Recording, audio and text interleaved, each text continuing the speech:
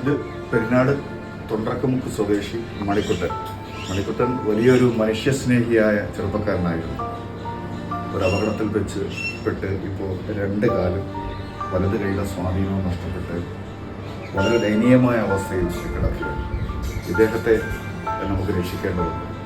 Covid കാലത്തടക്കം ഈ നാടിൻ്റെ എല്ലാ മേഖലകളിലും നിറഞ്ഞു നിന്ന് പ്രവർത്തിച്ച മനുഷ്യസ്നേഹിയായ ഒരു ചെറുപ്പക്കാരനാണ് മണിക്കുട്ടൻ.